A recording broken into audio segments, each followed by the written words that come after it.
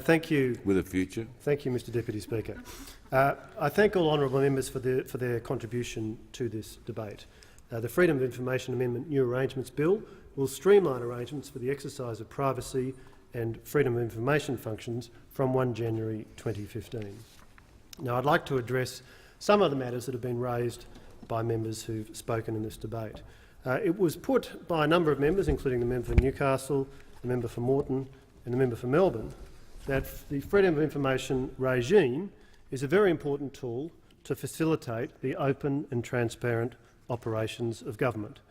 And the Abbott government certainly strongly agrees with that proposition. The Abbott government is strongly committed to transparent, accountable and open government. And I want to emphasise that this bill does not affect the legally enforceable right of every person under the Freedom of Information Act to request access to documents of an agency or official documents of a minister.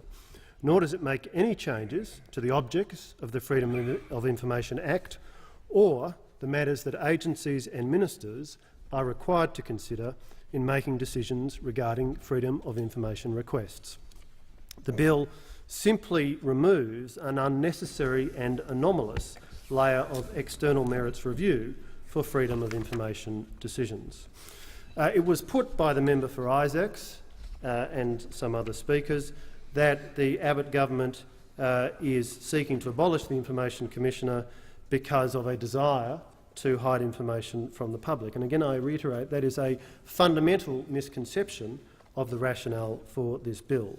The freedom of information arrangements, as I've just described, that's to say the fundamental right of citizens, the legally enforceable right to request access to documents of an agency or official documents of a minister, are not going to change in any way.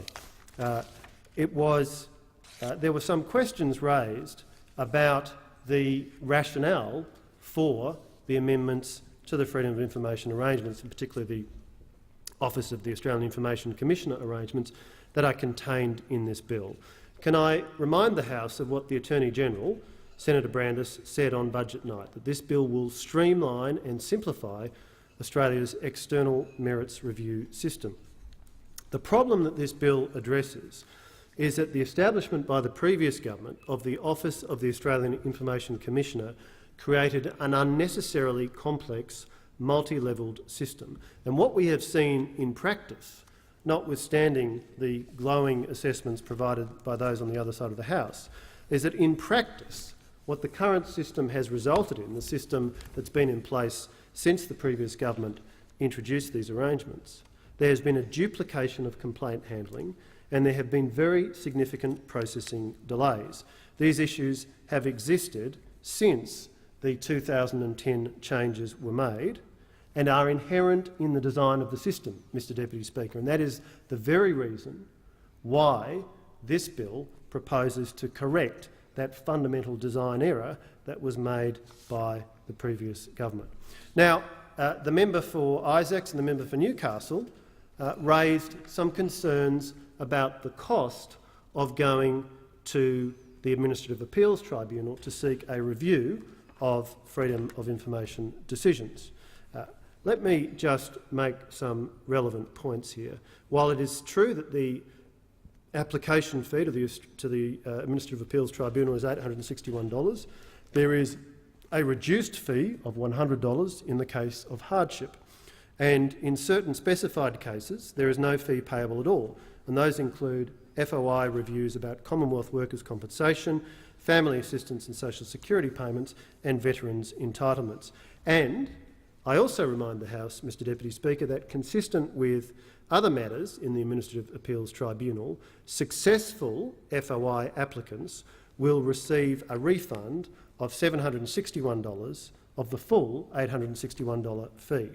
So what the government is doing in this bill, Mr Deputy Speaker, is to remove a layer of external merits review to bring the process into line with review arrangements for other government decisions. And again, I reiterate, there will continue to be a merits review, but it will be a review by the AAT, a single merits review, as opposed to the anomalous arrangement, which has been in place since 2010, of having two layers of review. The last point I'd like to address is one raised by the member for Isaacs, who questioned why there was no reference to the Hawke review of freedom of information arrangements in the second reading speech.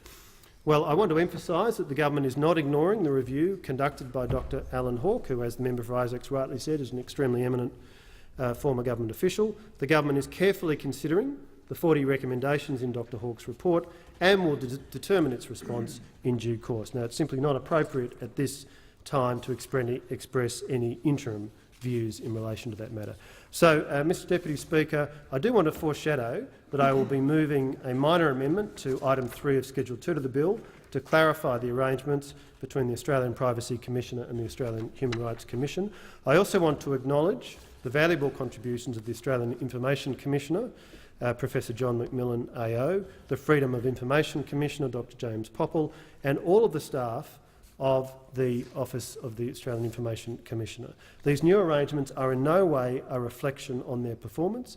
They are a reflection on the system and the inherent design of the system in which they presently operate, an inherent design which needs correction, and that is the purpose of this bill. So I conclude, Mr Deputy Speaker, by reiterating the point that these arrangements will reduce the size of government, streamline the delivery of government services and reduce duplication. It will mean business as usual for privacy, and it will largely restore the system for the management of freedom of information that was in place for many years before the establishment of the Office of the Australian Information Commissioner.